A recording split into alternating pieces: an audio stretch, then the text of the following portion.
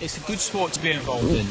When you look at the sport, can't just be about winning medals at the major meets, although that is fun. When you look at the whole landscape of it, tell me some of the things that you see that you like about the sport. I think swimming's like the friendliest sport around. You know, I've been to the Olympics now, and you know, you're in a village situation, which is amazing. You're with all these different athletes, and you know, it's incredible. But you know, swimming for me, aquatics disciplines, it's just incredible. I've travelled the world with swimming, both on training camps and competitions, and I can honestly say I've got friends all around the world, and I go to a World Championships or Olympic Games or wherever I am, and I've pretty much got a friend there. We go there to catch up, and ultimately when that gun goes, we're all rivals, but in the call room beforehand, just pretty much catching up how's things been, and it's nice to see everyone really. So you're in the call room. It can't be, alright, how's it going? What have you been up to? Oh, come on, let's go and race the Olympic gold medal. Pretty much is. It actually is. Everyone's, the backstroke boys have been around for a while, and we've mixed it up with them for a number of years now. So we're all pretty good friends. Obviously, there's some language barriers and that, but it's it's all high fives and shaking your hand, and it is pretty much how's things going. It's good to see you again, and but literally as soon as that gun goes, everyone's got that drive, and everyone wants to beat each other. But again, at the end of the race, win, lose or draw, everyone's mates again, which is pretty nice. So we've got this French boy, Camille Lacour, and his backstroke looks a little bit different to what we've been seeing over the last 10 or 15 years. Do you look at him and think, I'm going to have to modify things? Do you focus on only what you're doing? When you see someone that's coming through like he has, swimming in a little bit of a different style that he's got, what do you do as Tancock? I think over the last few years, to be honest, I've changed the way I've swam, and I've almost changed the way world backstroke swimmers have gone into a race and tried to create a fast 50 and turn for the pulling it back for the 100. So I think I've changed the way people do swim in the 100. But yeah, I'm not content with where I am now. I don't think there's such a thing as a perfect race. Every day I'm in training, I'm trying to compete against myself to try and get the best out of myself, and ultimately compete at the highest level and get the best times I possibly can. And yeah, there's always going to be people there and pushing barriers, pushing boundaries, and hopefully I'm doing that too. 200 freestyle, how do you pace your 50s? How do you approach the event? Well, I think it's throughout my career I've also changed a great deal. I used to be very good at the back end. I didn't really have a great deal of front end speed, which since being with Ben I've kind of got that front end speed now, and now I need to work on the back end speed. So it's turning 200 freestyles turned into nearly a sprint now.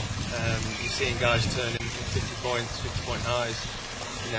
In Britain 10 years ago nobody was going under 50 points, so it really is turning into quite a sprint. And you've got to pace it, you've got to go out strong, but you've also got to hold something back that last 100 and keep each 50 very close together really, almost finishing nearly as quick as you start.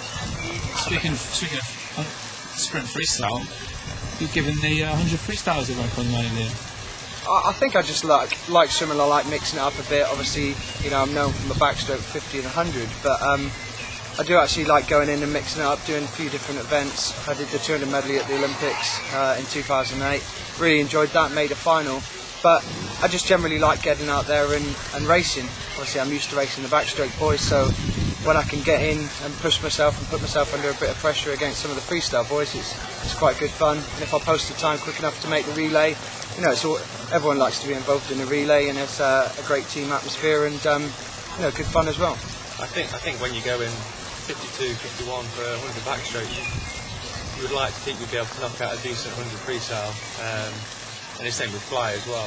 If you go in those sorts of times, you'd like to think you're knocking on the door certainly for the relays, if not the individuals on 100 free. So the best race you've swum so far? Me personally, I'd say the Commonwealth Games in 2006. For obvious reasons, I won that race. It's got very fond memories.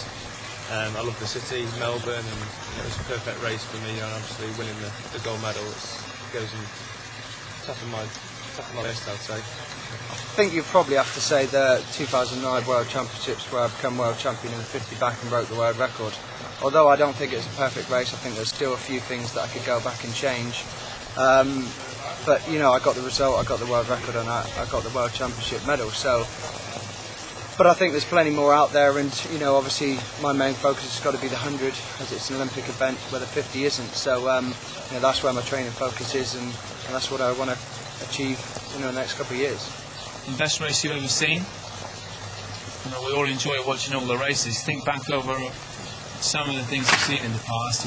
You know, what makes the hair stand on them when you look at it and think, wow. I really like the relay in Sydney 2000. I wasn't swimming at senior international level there, but I remember watching on TV and seeing the Australians come past the Americans and pretty much going crazy at the end of the race, you know, playing their air guitars and all that. And I think that just sums up swimming, the excitement and the thrill of it all. And you know, that's what got me pretty excited. And I was only sitting watching it in my living room at home. I think the best race I've probably seen live is Dave Davis's 1500 metres in Athens.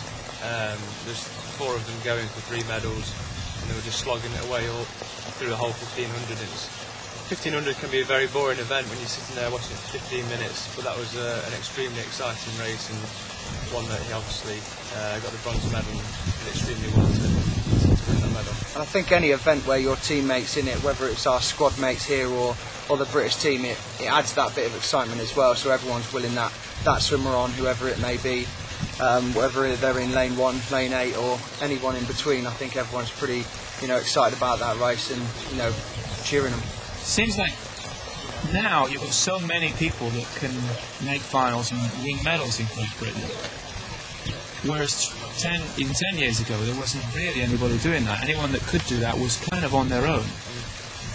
How do you sense that helps or hinders you as athletes or you as a team when you're surrounded by people who every session are going to get up and go for the medals? I certainly don't think it hinders us. Like I said, 10 years ago, there was nobody really challenging for certainly Olympic finals or world finals. Now you have, kind of the standard is to try and make the final for everybody. You look around the room when you're on the British team, there's a number of people that not only do you think can win medals, but can actually win the event. And going back, like I said, 10 years, there wasn't that. Maybe there's 1 or 2 that you maybe thought could make the final and sneak a medal, but now you're looking around the room thinking, well, potentially you could win. Everything goes according to plan. If you don't win, you're probably likely reducing the chances are going to get a medal.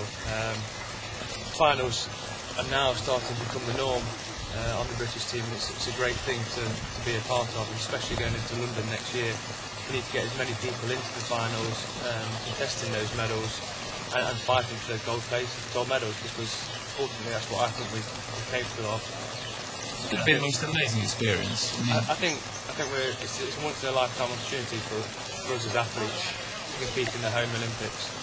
Just making the Olympic Games on its own is a fantastic achievement, but to be able to go to one in your own country, in your own backyard, and have your own support, it's just going to be fantastic. And I think everybody who are involved in not only just swimming but in sports in the whole country desperately wants to be on that team come July 2012. So, your advice to young swimmers who are watching this, who are looking at you boys thinking, I want to do that in the future, and they're only young, what's your advice? I get asked this quite a lot, and the best piece of advice I'd say is enjoy it. Just have fun, go to a session, do you know what I mean? Make some friends, and listen to your coach. Just if you do all them, you'll be a happy swimmer and a fast swimmer. Make sure you don't peak until after I've retired.